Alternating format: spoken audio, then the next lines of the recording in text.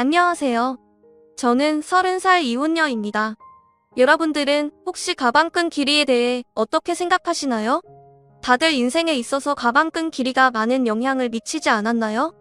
저는 대학생 때 임신해서 어린 나이에 결혼하고 결혼 생활 내내 학식, 교양을 넘치도록 좋아하는 시어머니에게 미치도록 시달렸어요. 하지만 인생사 세웅지말 할까요? 사랑하는 아이가 있었기에 저는 다시 일어설 수 있었답니다. 결혼에는 한 번 실패했지만 인생에는 실패하지 않은 제 이야기를 꼭 들려드리고 싶습니다. 제가 대학교 1학년 때 2년 선배였던 남편을 만났어요. 남편은 듬직하고 자상하고 유머 감각도 있어서 후배들에게 인기가 많았고 저는 짝사랑하는 처지였어요. 남편이 제 첫사랑이었죠. 그냥 아는 사이로만 지내면서 고백도 못하고 눈치만 살피고 있었어요. 당시 저희 집은 2층 집에 살면서 1층에는 작은 식당을 하고 있었어요. 부자는 아니었지만 동네에서 그래도 입소문이 나 있었어요. 사람들이 저희 부모님을 법 없이도 살 사람들이라 부르곤 했죠. 부모님이 서로 존댓말을 쓰실 정도로 사이가 좋고 외동딸인 저를 끔찍이 아껴주며 키우셨어요. 저희 부모님이 뭐든 다 들어주는 부모는 아니었지만 저한테 필요하거나 제가 꼭 하고 싶다는 건 어떻게든 해주시는 분들이셨습니다. 어릴 적부터 크게 과외를 받거나 하지 않아도 성적이 좋았고 운동이든 뭐든 다 잘했어요. 승부욕이 있는 편이었는데 이상하게 물러터진 데가 있어서 친구들한테 뒤통수를 맞을 때가 있었어요. 저희 아빠를 닮은 거였어요.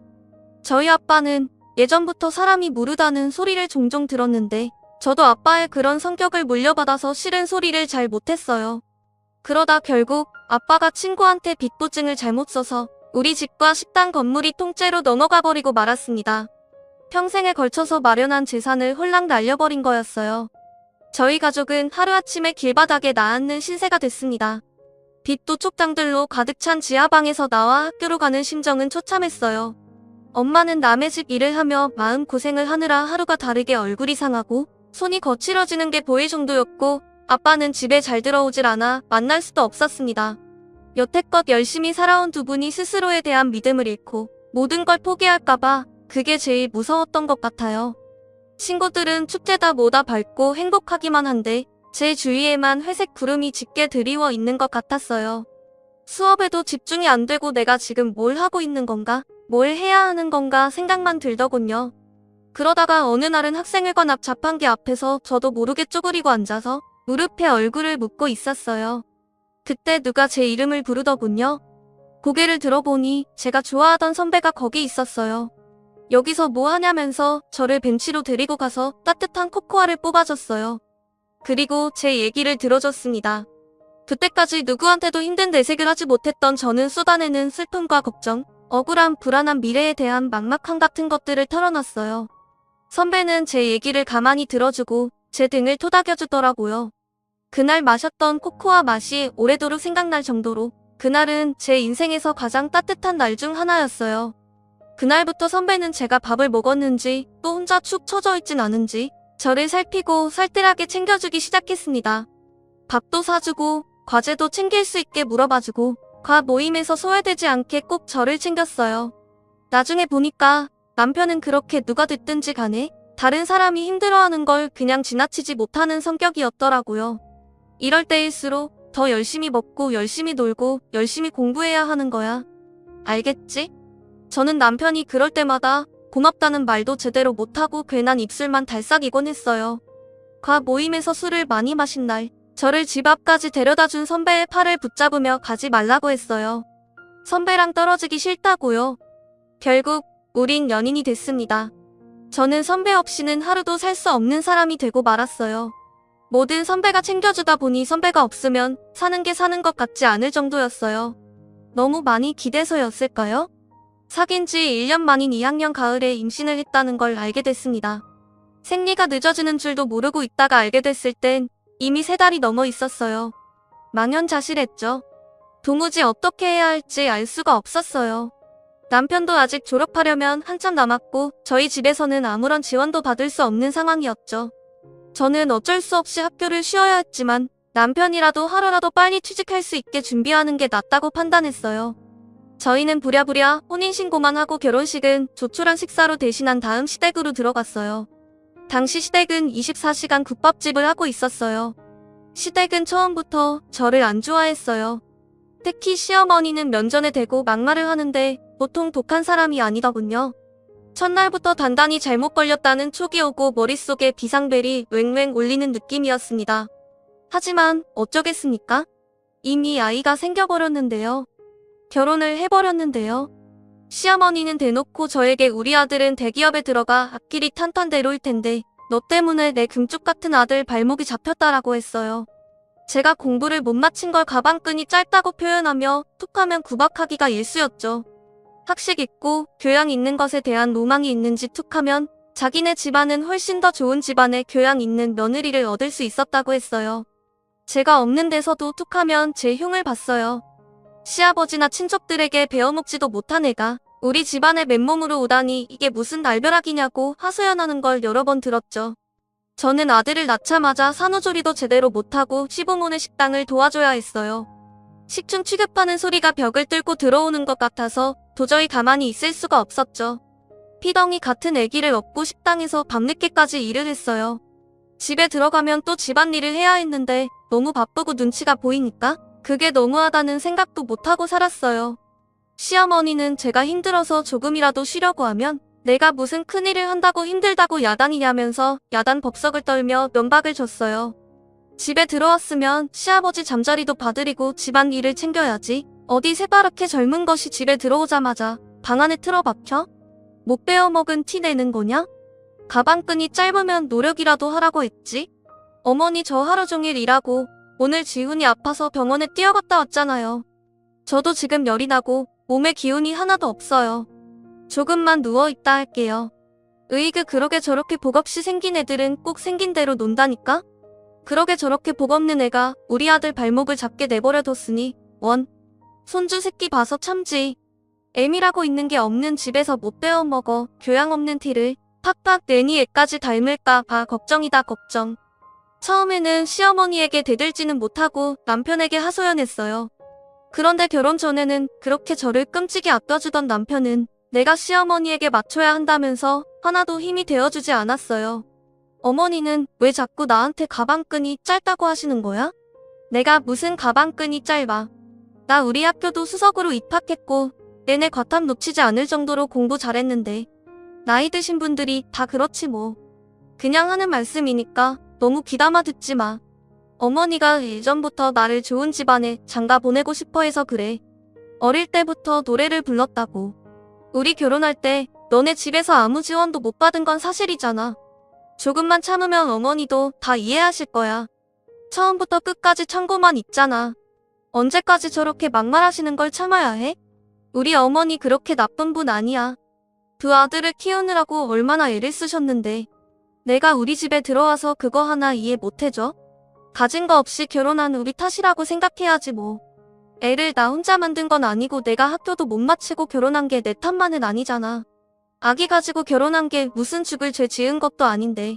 어머니는 무슨 나를 죄인 취급하시려는 것 같아. 아 그러니까 조금만 참아보라니까. 예전에는 그렇게 따지는 성격 아니었잖아. 어른들 하시는 말에 왜 그렇게 말이 많아? 나 취직 준비하느라 스트레스 많이 받는 거 몰라? 취직 준비한다고 늦게 들어와서 식당 일도 안 도와주고 애도 하나도 안 보잖아. 아까 말했듯이 애를 나 혼자 만든 것도 아닌데 내가 왜 전부 다 뒤집어 써야 하는데? 뒤집어 씌운다니 무슨 말을 그렇게 해? 얘가 진짜 갈수록 말 조심해. 내가 나 혼자 편하자고 이 고생하는 거야? 다 너랑 우리 지은이 데리고 잘 살아보려 그러는 거잖아. 안 그래도 힘든데 왜 너까지 칭칭거려? 취업 준비 때문에 힘들어 죽겠는데 여기서 뭘 어떻게 하라는 거야? 그래도 그때까지는 남편을 사랑했기 때문에 어떻게든 이해해보려고 했어요. 자기 어머니를 끔찍이 생각하는 효자라서 고생하는 어머니의 심기를 거스르지 않으려 한다고 알아서 남편을 헤아려주고 노력했죠. 생각해보면 정말 바보 같은 짓이었어요. 나중에 알고 보니까 제 힘든 건 귀등으로 듣던 남편은 취업 스터디 모임에서 여기저기 온갖 오지랖을 부리고 있었더라고요.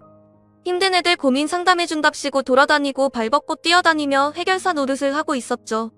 저는 친구들과 연락이 다 끊겨서 몰랐다가 나중에야 그 사실을 알게 됐어요. 그래도 밖에서 이 사람 저 사람 비 맞춰주고 다닌 보람이 있었는지 남편은 진짜로 대기업에 취직을 했어요. 제 동기들이 취직 준비를 하고 좋은데 취직하는 동안 저는 뒤처지는 느낌을 받곤 했어요.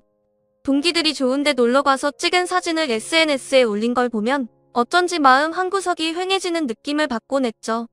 점점 사회인으로서 제자리를 찾아가는 동기들에 비해 제 모습이 초라해서 동기들이 연락해도 잘 받지 못했어요. 그래도 아이 키우는 재미가 있었고 예쁜 아이가 있다는 것에 만족하려 했어요. 아이가 말을 하고 걷고 하루가 다르게 자라는 걸 보면 또 하루를 살아낼 힘이 생기곤 했습니다. 지금 생각하면 저는 어릴 때부터 커리어 우먼이 꿈이었는데 왜 그런 소박한 현실에 만족하고 구박되긴 오릇을 감내했는지 알 수가 없어요. 상황에 적응하는 것도 좋지만 자기 가치를 스스로 낮추는 행동을 하면 안 된다는 걸 지금은 깨닫게 됐습니다. 그러다 애가 3살이 되던 해에 남편 형이 뒤늦게 결혼한다고 신부감을 데려왔어요. 그 집은 큰아들을 어떻게든 판검사 만들려고 애를 써왔더군요. 사자 들어가는 걸 워낙 좋아하는 집이니까요. 아주버님은 사법고시 폐지되고 로스쿨 준비로 몇 년을 또 허송세월 하다가 30이 훌쩍 넘겼죠.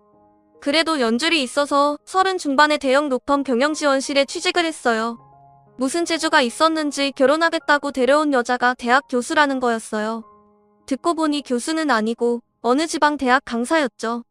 그래도 젊은 여자가 박사 학위까지 있는 데다 대학에서 강의까지 한다니 교양, 학식 좋아하는 시어머니 입이 다 찢어졌습니다.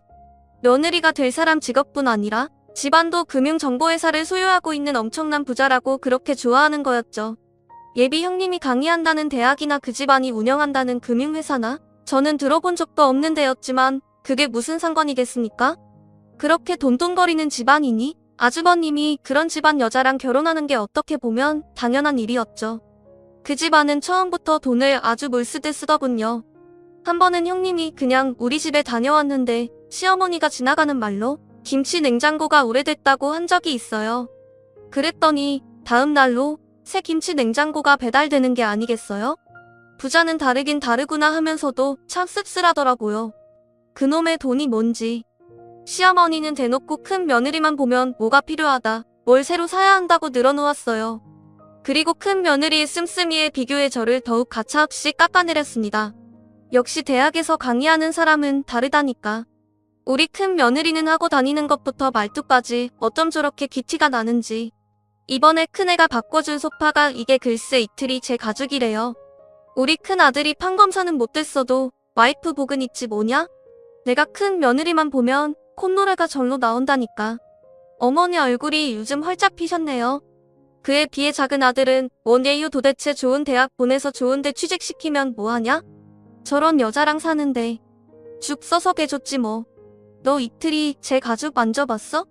네 형님 덕에 여기 앉아볼 수 있는 걸 행운으로 생각해라. 저는 거기 앉을 시간도 없어요.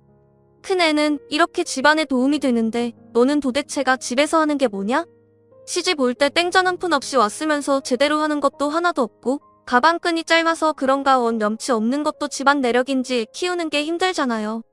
동서도 열심히 하는데 너무 그러지 마세요.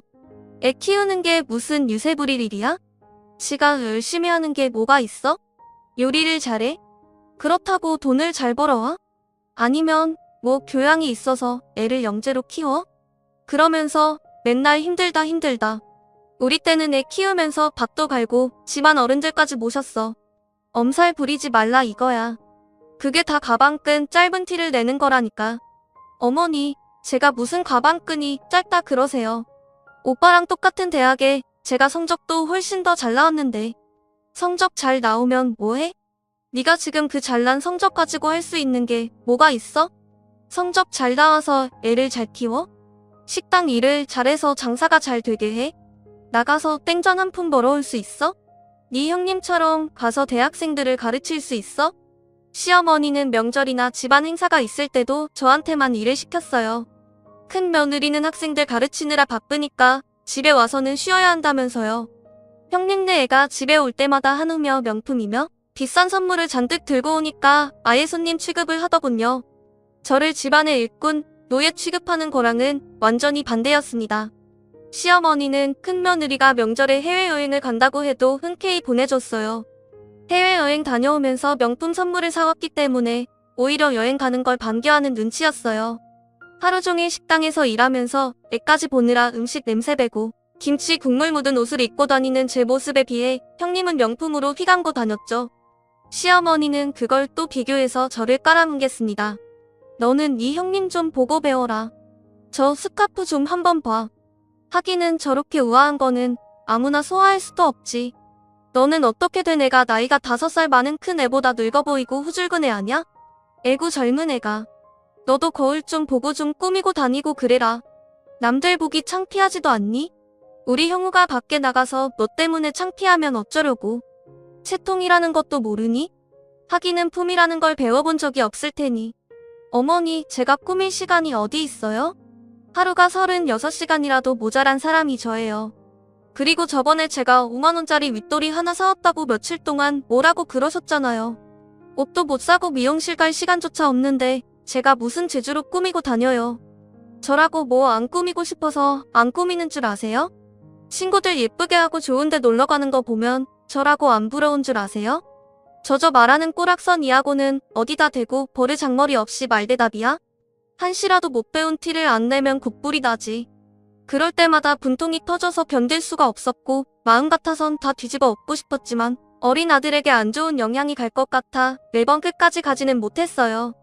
결혼할 때 아무것도 못 들고 온 내 죄다 하고 생각하려고 했죠. 지금 생각하면 제가 참 순진하고 바보 같았죠. 그저 좋게 생각하려고 애를 쓰니 상황이 점점 더 악화되는 거였어요. 이미 도를 넘어섰던 시어머니의 막말은 더 심해져서 아이한테까지 미쳤어요. 전부터도 툭하면 애가 지 엄마 닮아서 못났다는 말을 하더니 애가 4살이 되면서부터는 대놓고 애한테 핀잔을 주더군요. 그리고 저한테는 저희 부모까지 들먹이기 시작했죠. 집안 꼴이 이게 뭐냐? 내가 식당일 끝나면 집안일도 살펴야 한다고 했지. 애 장난감에 빨랫감에 설거지는 하나도 안 돼 있고 도대체 너는 제대로 하는 게 뭐야? 너희 엄마가 집안 살림하는 법도 안 가르치던? 하기는 쥐뿔도 없는 집안이 가르치면 뭘 가르치겠어? 빌어먹는 법이나 안 가르쳤으면 다행이지. 빌어먹다니요? 무슨 말씀을 그렇게 하세요? 아무리 그러셔도. 아니다. 빌어먹는 법을 가르쳐서 애가 이렇게 됐는지도 모르지. 지 애미 애비한테 배운 게 있어야 뭐 하나라도 똑바로 하지. 없는 집 애가 가방끈까지 짧으니 설상가상이지 뭐야? 지 아들한테도 똑같이 가르칠까봐 겁난다. 겁나? 아니 어머니, 저희 엄마 아빠는 왜 건드리세요? 그렇게 말씀 함부로 하시면 저도 못 참아요. 저희 엄마 아빠가 얼마나 열심히 사시고 바른 분들이신데요. 저를 얼마나 귀하게 키우셨는데요. 귀하게 키워서 내가 그 모양 그 꼴이냐? 어떻게 키웠을지 뻔하지. 내가 너를 보면 너희 부모를 모르겠어? 내 눈은 못 속인다. 이 염치 없는 거사. 저희 엄마 아빠 주변에서 다 법 없이도 사실 분들이라고 하셨어요. 저희 엄마 아빠는 집안에서 함부로 큰 소리도 내지 않는 분들이세요. 어머니처럼 함부로 남의 험담하는 분들이 아니시라고요. 뭐야? 이 가방끈 짧은 년이 지금 나한테 뭐라고? 그러니까 내가 너를 보면 내 부모를 안다고 하는 거야. 어디 버르장머리 없이 시어머니한테 꼬박꼬박 말 대답을 해? 내가 그렇게 못 배워먹은 티를 내니까 니네 아들이 배우잖아. 시어머니는 제 아들을 다른 사람들에게 자랑할 때는 우리 손주 하시면서 저한테 흉볼 때는 니네 아들이라고 부르면서 깎아내렸습니다. 어떨 때 보면 손주라고 생각하는 건지 원수의 자식이라고 생각하는 건지 헷갈릴 정도로 어린애한테 꼬투리를 잡고 흉을 보더군요. 한날은 애가 밥을 먹다가 옷에 음식이 떨어져서 얼룩이 좀 생겼어요. 그걸 본 시어머니가 찌떡거리면서 애한테 이러는 거였습니다. 에휴, 진짜 내가 저럴 줄 알았지. 지 엄마네 가족 닮아서 하는 짓이 어찌나 없어 보이는지. 지 엄마 닮아서 밥도 빈티나게 먹네. 그날 아이를 재우면서 많이 울었습니다. 잠든 아이를 쓰다듬고 또 쓰다듬었어요. 참아야 한다. 우리 지훈이를 위해 내가 못할 일이 뭐가 있겠나? 하지만 지금도 애가 자라면서 점점 눈치를 보는 게 눈에 보이는데 저런 할머니 곁에 있다가는 애를 망칠지도 모르겠다는 생각이 들더군요. 저는 그날부터 시어머니가 막말을 할 때마다 휴대폰 녹음기를 켜는 습관이 생겼습니다. 아이를 보호하기 위해 뭐라도 해야겠다는 생각에 지푸라기라도 잡는 심정으로 한 일이었죠. 그러다 저희 엄마가 식당 근처에 볼 일이 있어서 왔다면서 들르신 적이 있었어요. 엄마는 잠깐 얼굴만 보고 간다면서 급고 사양하시는데 저는 오랜만에 만난 엄마에게 꼭 밥 한 끼를 대접해드리고 싶었어요. 그동안 고생하시는 거 알면서 바쁘다는 이유로 제대로 찾아뵙지도 못하고 어려운 형편에 도움이 되어드리지 못했으니 항상 마음 한구석이 아렸거든요. 추운 겨울날이었습니다. 엄마는 호박 시루떡을 보자기에 잘 싸서 가지고 왔어요. 제가 어릴 때부터 좋아하던 음식이었죠. 그런데 떡을 받아든 시어머니의 눈치가 영 떨떠름했습니다. 무슨 잡상인이나 불청객이라도 온 것처럼 저희 엄마를 위아래로 훑어보는 게 아니겠어요? 시어머니의 태도에 기분이 상했지만 엄마 앞에서 분위기를 망치고 싶지 않았던 저는 애써 즐거운 척하며 엄마를 식당 구석으로 데려갔습니다. 추운데 왜 자꾸 그냥 간다고 그러세요? 여기 앉아서 몸 좀 녹이고 조금만 계세요. 여기 설렁탕 맛있어요. 제가 금방 가져다 드릴게요. 혜인이, 너는 밥 먹었니? 그렇게. 아니다. 바쁜데 왜 엄마까지 챙기느라 고생할까봐 그러지. 나는 그냥 너랑 지훈이 얼굴만 보고 가면 되는데 엄마들이 국밥을 준비하는데 시어머니가 한마디 하더군요. 에휴, 사돈댁에 오면서 이런 걸 선물이라고 가져오는 수준하고는 참나 어이가 없다 어이가 없어. 큰애처럼 명품까지는 바라지도 않아. 교양이라고는 눈을 씻고 찾아봐도 찾아볼 수가 없구먼. 가방끈 짧은 애를 남의 집 귀한 아들한테 맨몸으로 보내놓고 미안하지도 않나? 그런데 조금 있다가 단체 손님이 들어왔어요. 식당이 와글와글 꽉 찼는데 엄마 혼자 밥을 먹고 있는 게 영 신경이 쓰여서 저는 바쁜 와중에 힐끔힐끔 엄마를 보고 있었어요. 그때 시어머니가 엄마가 앉아있는 자리 바로 옆 테이블 위에 행주를 철푸덕 소리가 나게 던지더군요. 탁탁 소리가 나게 수저통도 닦고 의자도 정리하며 밥 먹는 엄마가 눈치를 보게 했습니다. 손님들이 더 올 텐데 자리가 없어서 어떡하냐면서 말이죠. 그러더니 카운터 쪽으로 오면서 이러는 거였습니다. 아휴, 못 배운 집안이라 그런가 밥 먹는 것도 눈치코치 없이 먹네. 피 꺼서시란 말 아시죠? 아무 말도 못하고 시어머니 하는 양을 곁눈질로 보던 저는 말 그대로 피가 거꾸로 솟는 걸 느꼈습니다. 혹시 엄마가 들었을까봐 조마조마하면서 엄마 쪽을 찾아봤어요. 다행히 엄마는 못 들었는지 아무렇지 않은 표정으로 밥을 마저 다 드시더라고요. 그날 저녁 빨래를 개고 있는데 시어머니가 안방에서 시아버지께 하는 말이 들렸습니다. 우리 엄마 흉을 보더군요. 큰 며느리네는 좋은 식당을 예약해서 대접하는데 안 그래도 딸을 빈손으로 보낸 주제에 코딱지만한 식당에 와서 꾸역꾸역 밥을 먹고 있다면서요. 저는 개고 있던 수건을 그대로 팽개치고 방으로 들어왔습니다. 하루 종일 뼈 빠지게 일해서 돈 벌어주는데 엄마에게 밥 한 끼를 대접해드리는 것도 눈치를 봐야 한다는 사실에 저는 이성의 끈을 놓치고 말았습니다. 그리고 밤늦게 돼서야 집에 들어온 남편에게 오늘 있었던 일을 말하면서 따졌습니다. 나를 무시하는 것까지 그렇다 치려했지만 지은이랑 우리 엄마 앞한테까지 함부로 굴고 막말하는 건 못 참아. 이제 더는 못 참는다고. 내가 이 집 노예야? 솔직히 나 없으면 식당 운영할 수나 있어? 하루 종일 일하고 애까지 보는데 내가 우리 엄마한테 밥 한 끼 못 대접해줘? 내가 너네 엄마 밥 주지 말라 그랬어? 하루 종일 일하고 온 사람한테 생 난리를 치네. 왜 별것도 아닌 것 가지고 난리를 치고 그래? 엄마 들으면 어쩌려고? 뭐라고? 지금 그걸 말이라고 하는 거야? 나는 어떻게든 오빠 마음 편하게 해주려고 지은이 잘 키워보려고 꾸역꾸역 다 참아왔는데 어떻게 오빠가 나한테 이럴 수가 있어? 맨날 늦게 들어오고 일 때문이라고? 나는 일주일에 외출 한 번 못하는데 혼자 밖에서 놀러 다니니까 좋아? 목소리 낮추라고 했지? 얘가 진짜 점점 왜 이래? 너 예전엔 안 이랬잖아. 왜 이렇게 변했니? 진짜 무섭다 무서워. 아니 아직 안 변했어. 진짜 무서운 게 뭔지 보여줘? 그때 밖에서 듣고 있던 시어머니가 들어와서 제 뺨을 때리더군요. 무슨 일인지 상황 파악을 못해 멍하고 있는 저에게 시어머니는 어디서 큰 소리를 내냐 못 베어먹은 티를 낸다면서 소리를 질렀어요. 그리고 머리채까지 잡아당겼습니다. 저는 저도 모르게 시어머니 머리끄덩이를 같이 잡아당겼어요. 제가 무슨 일을 하고 있는지조차 모를 정도로 화가 나 있었어요. 그날 밤을 뜬 눈으로 지새운 저는 아침 일찍 짐을 챙겨 그 집에서 나왔습니다. 아들에게 한마디도 못하고 나오는 것이 걸렸지만 아들 얼굴을 보면 도저히 발이 떨어지지 않을 것 같았어요. 그 길로 저는 신림동 고시촌으로 들어갔습니다. 엄마 아빠가 보고 싶었지만 친정에 가면 두 분이 슬퍼하실까봐 도저히 갈 수가 없었어요. 고시원을 얻어 짐을 풀고 대학 때부터 고민만 하다 제대로 시작하지 못한 행정고시 공부하기 시작했어요. 아이를 낳은 뒤에도 미련을 못 버리고 있었기에 일사천리로 준비해 공부에 돌입할 수 있었습니다. 남들은 학생 때부터 죽어라 해도 어려운 공부를 몇 년 공백 끝에 시작하는 건 결코 쉽지 않은 일이었어요. 하지만 분노로 눈이 돌아버린 상태였기에 오히려 다른 거에 신경 안 쓰고 공부에 집중이 잘 되더라고요. 그때가 저희 부모님이 어렵게 빚을 갚고 돈을 모아 신림동에서 작은 식당을 다시 열었을 때였어요. 식당이라고 하기도 뭐할 만큼 허름한 곳이었지만 두 분이 다시 힘내서 마련한 자리였죠. 한날은 제가 모의 시험 점수가 영 안 나와서 실망한 마음에 걸어다니다가 저도 모르게 엄마 아빠 식당 쪽으로 걸어갔어요. 그 전에는 혹시 눈에 띌까 봐 그쪽으로는 가지도 않았거든요. 가게에 들어서자마자 엄마가 제 얼굴을 보시더니 저를 안고 막 우셨습니다. 저는 깜짝 놀랐어요. 엄마가 하는 말이 엄마 아빠가 못나서 내가 공부도 제대로 못 마치고 시댁에서 구박받고 산다는 거였어요.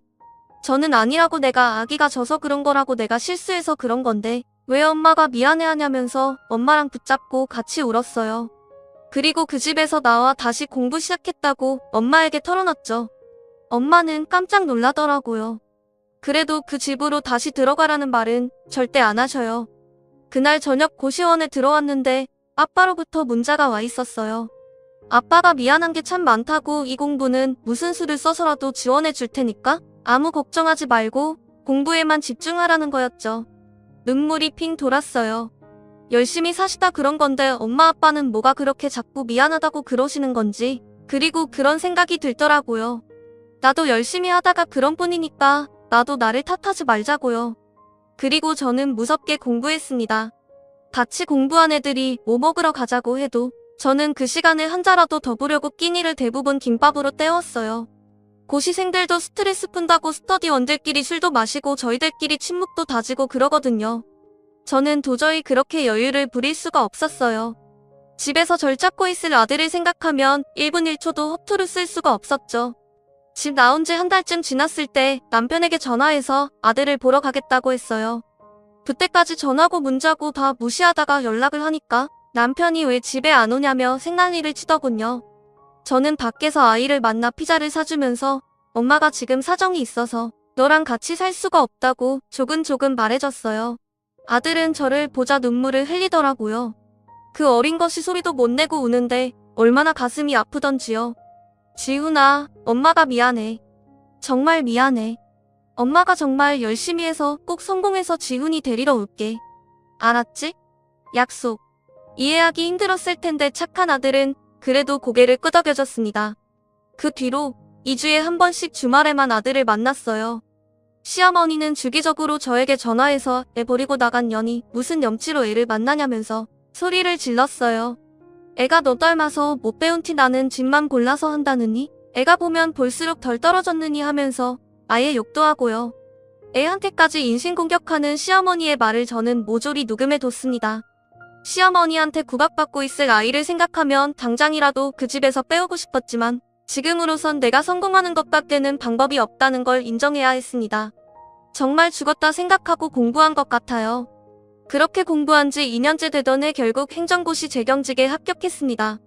주변에서도 그렇게 빨리 합격하는 사람 처음 봤다면서 깜짝 놀라더군요. 공부를 늦게 시작했어도 빨리 합격했기 때문에 공무원으로 그렇게까지 늦은 나이가 아니었죠. 좋은 일이 하나 더 있었어요. 제가 공부한 지 1년쯤 지났을 때 아빠가 보증을 서줬던 친구가 돌아왔어요. 아빠의 절친이었던 그분은 자기를 늘 미안했다면서 사과를 하셨어요. 막혀있던 돈이 들어왔다며 아빠가 손해본 돈보다 더 많은 돈으로 갚아줬어요. 엄마 아빠는 그 허름한 건물에서 나와 훨씬 크고 좋은 건물의 돈가스 뷔페를 크게 열었습니다. 망하기 전보다도 훨씬 더 좋은 자리였고 장사도 잘 됐어요. 1년 만에 매출이 크게 올라서 제가 아들과 살기 위해 알아본 집 전세금도 엄마 아빠가 대주셨죠. 이제 임용만 기다리면 됐고 탕탕대로인 것 같았지만 한 가지 걱정거리가 있었어요. 시댁에서 아이를 순순히 내줄 리가 없었으니까요. 하지만 저는 무슨 일이 있어도 제 아들을 그 집에 그냥 두지 않으리라 다짐했고 사활을 걸기로 했습니다. 처음에는 남편을 만나 좋게 이야기를 풀어보려고 했습니다. 그런데 남편은 애 이야기는 안 하고 자꾸 딴소리만 하는 거였어요. 내가 이렇게 빨리 시험에 붙을지 누가 알았겠어? 내가 내 가치를 몰라봤던 것 같아. 그래도 내가 있을 때가 좋았어. 내가 너한테 참 잘 못해줬지. 지금 생각해보면 내가 좀 너무했던 것 같아. 우리 대학 때 참 좋았잖아. 둘이 같이 있으면 무서울 것도 없고 행복했는데.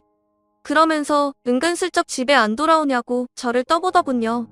내가 미쳤다고 그 집에 들어가냐는 말을 삼키고 저는 남편을 따라 시댁으로 갔습니다.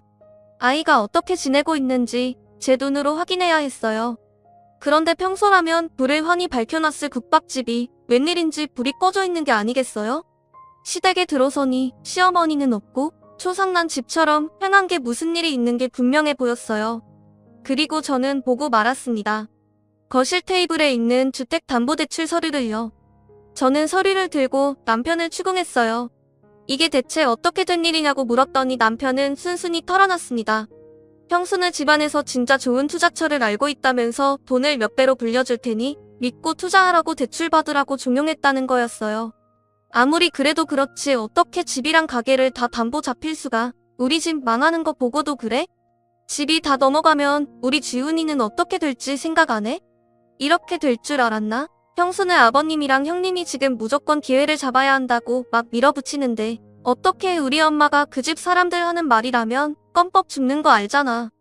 그 집처럼 돈 펑펑 쓰고 살게 될 줄 알았지 뭐.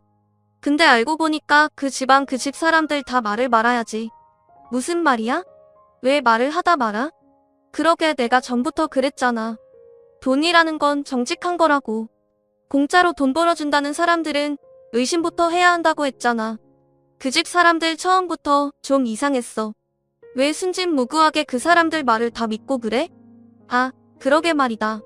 내 말을 들었어야 하는데 그 집 사람들 지금 주식 조작으로 잡혀갔어. 형수님, 아버지랑 다. 뭐라고? 내가 하는 말은 기등으로 듣더니 꼴 좋다. 이제 어쩔 거야? 모르겠어. 나도 모르겠어, 혜인아. 우리 이혼 다시 생각하면 안 될까? 지금 형이랑 형수도 이혼하는 판에 나까지 이혼하면 집에 돌아가서 TV를 틀어보니 뉴스에서 형님네 집안에서 운영한다던 금융정보회사 이야기가 나오고 있더군요. 그 집 가족들 다 줄줄이 구속됐다는 거였어요. 그때가 또 한창 뭐 연예인의 박사학위 논문 표절 사건으로 떠들썩할 때였어요. 그런데 전문대 강사도 박사학위 논문 표절이라는 제목의 뉴스에 나오는 실루엣과 대학 이름이 어디서 많이 보던 거였어요. 저는 형님이 강의한다던 학교 홈페이지에 들어가 봤습니다. 거기엔 디자인과 강사 박사학위 취소권에 대해 사과드립니다. 라는 제목의 게시물이 맨 위에 올라와 있었죠. 형님의 박사학위 논문이 표절률 85%로 취소된 거였죠. 학위 논문뿐 아니라 석사 논문까지 표절한 거였더군요. 시댁이 그렇게 좋아하던 교양과 학식 그리고 돈까지 모두 사기였던 것입니다. 저는 더욱이 빨리 아이를 데려와야 한다는 생각에 마음이 급해졌습니다. 얼마 뒤 소송 준비가 끝났을 때 시어머니가 저희 엄마 아빠 식당에 찾아왔습니다. 무슨 바람이 불었는지 사기꾼 며느리한테서 받은 명품 스카프를 들고 와서는 가게를 구석구석 살피더군요. 제법이구만. 못 배운 집이 가게 좀 크게 대봤자지. 어디 밥이나 좀 내와봐라. 얼마나 잘하는지 보자. 저는 시어머니란 인간은 꼴도 보기 싫고 말도 섞기 싫었었지만 아이 문제를 해결해야 했기에 침착하게 대꾸했어요. 여기는 밥을 갖다 드리는 데가 아니라 직접 떠서 드시는 데예요. 조금 이따 올 테니 식사하고 계세요. 흥, 군뱅이도 구르는 재주가 있다더니 집까짓 게 그래도 용 빼는 재주가 있었나 보지. 행정고시인지 뭔지 그거 합격하면 월급이 얼마나 되는지는 모르지만 말이다. 잘난 체하지 말라 이거야. 애새끼 버리고 간년이 잘 되면 얼마나 잘 되겠냐만. 내가 지훈이를 봐서라도 이제라도 용서를 빌면 용서해주마. 애한테는 그래도 엄마가 있어야지. 어머니한테 용서 빌릴 흔적 없어요. 이상한 소리 마시고 식사 안 하실 거면 나가세요. 조조 말하는 꼬락서니 하고는 내가 그러니까 본데 없는 년이라는 거야. 니까짓게 시험 좀 붙었다고 근본이 달라지는 줄 알아? 좋은 말로 할 때 저는 시어머니 말을 무시하고 가버렸어요. 제가 변호사와 통화한 뒤 나가보니 홀이 난장판이 돼 있더군요. 시어머니가 밥을 안 떠준다면서 직원들에게 삿대질을 하고 머리채까지 잡은 거였어요. 정말 황당하기가 이를 데가 없었어요. 행패를 부리는 것도 정도가 있지. 시어머니는 그래도 분이 안 풀렸는지 고래고래 소리를 지르고 있었어요. 손님들은 물론 주방 직원들까지 나와서 미친 여자가 하는 꼴을 구경하고 있었죠. 아니, 어디서 서빙이나 하는 것들이. 밥을 가져오라면 가져올 것이지. 내가 너같이 천한 것들한테까지 무시당할 줄 알아? 당장 무릎 꿇고 사과해. 사과 안 해? 저는 주방으로 들어가 양동이에 물을 받아 가지고 나왔습니다. 그때까지도 소리를 지르고 있는 시어머니에게 다가가 물을 냅다 뿌려버렸어요. 시어머니는 물에 빠진 생쥐꼴이 되어서도 악을 바락바락 쓰는데 진짜 악기가 따로 없더군요. 가방끈 짧은 년이 내 아들한테 들러붙을 때부터 알아봤어야 했어. 우리 집안 말아먹은 것까지 모자라서 나를 무시해? 어휴, 분해. 내가 오늘 이 집안 아작 내버리지 그냥 갈 줄 알아? 교양 그렇게 좋아하시더니 사기꾼 집안한테 당하고도 아직도 정신 못 차리셨어요? 어디서 뺨 받고 여기 와서 화풀이세요? 사과는 어머니가 저희 직원들한테 하셔야죠. 진짜 교양 없이 왜 이러세요? 그리고 제가 여태 알면서도 가만히 있었는데 가방끈 짧은 건 어머니 아니에요? 중학교 때 퇴학당해서 초졸이시라면서요. 학벌 콤플렉스 때문에 교양하시는 걸 알겠는데 사기꾼은 조심하셔야죠. 뭐야? 인연이? 시어머니가 저한테 달려들어 머리채를 잡으려 할 때 저희 아빠가 중간에 끼워 시어머니를 밀쳐버렸어요. 이 여자가 진짜 미쳤나? 남의 집 귀한 딸한테 감히 뭐가 어쩌고 어째? 어디서 무식하게 남의 집 영업장에서 소리를 지르고 남의 귀한 식구들한테 행패를 부려? 우리는 직원들도 다 우리 식구들이야. 이러고도 무사할 줄 알아? 당장 꺼져. 꺼지지 못해? 영업 방해로 손해본 거 다 청구할 줄 알아? 그리고는 경찰이 와서 시어머니를 끌어냈습니다. 저는 더 이상 시댁 식구들과 말로 해결하려 해서는 안 된다는 걸 깨달았어요. 바로 이혼 소송에 돌입했습니다. 얼마 뒤 대학 때 가장 친했던 과 동기에게 연락이 왔어요. 친구는 졸업 직후 유학을 갔다가 돌아와서 저에게 연락한 거였어요. 친구가 하는 말은 충격적이었습니다. 친구는 사촌 오빠가 제 남편과 같은 회사에 다녀서 들었는데 남편이 같은 부서 유부녀와 정분이 나서 회사에서 쫓겨났다는 거였어요. 그 여자 남편이 회사에 찾아와서 난동을 부리는 바람에 임원회의까지 소집되고 결국 회사에서 권고사직 시키기로 했다는 거였습니다. 들어보니 남편은 또 고민 상담 해준답시고 그 여자와 가까워졌다는군요. 이렇게 오지랖을 얽게 쓰더니 결국 제 발등을 찍은 거였죠. 이제는 화도 안 나더라고요. 솔직히 속이 시원했습니다. 시어머니가 저를 그렇게 괴롭히고 하대해도 강 건너 불구경이더니 꿀 좋다는 생각만 들고요. 그 뒤로 어떻게 됐냐고요? 시간이 걸리기는 했지만 소송을 통해 양육권을 가져왔습니다. 남편이 직업이 없는 데다 시어머니가 애를 정서적으로 학대한 정황이 명확했기 때문에 어렵지 않게 양육권을 가져올 수 있었어요. 그 인간이 빙털털이라 양육비는 얼마 못 받았지만 제가 그 집 식당에서 하루 종일 일하며 재산 증식에 도움 준 것이 인정돼 위자료도 1억 가까이 받게 됐어요. 시댁이 돈을 잃은 건 제 탓이 아니니까요. 시댁 식구들은 남편은 물론 시아버지까지 저에게 전화해서 회유도 하고 화도 내며 돌아오라고 매달렸습니다. 제가 미쳤습니까? 꽃방 기도 끼지 않았죠. 고생 끝에 낙이 온다는 게 이런 걸까요? 이제는 아들과 함께 알콩달콩 행복할 일만 남은 것 같습니다. 사랑이라 생각했던 게 저를 배신했고 결혼 생활은 저를 밑바닥으로 끌어내렸지만 저는 힘든 시간들을 통해 깨달음이라는 훨씬 더 큰 선물을 받았거든요. 지금까지 제 이야기를 들어주셔서 감사합니다.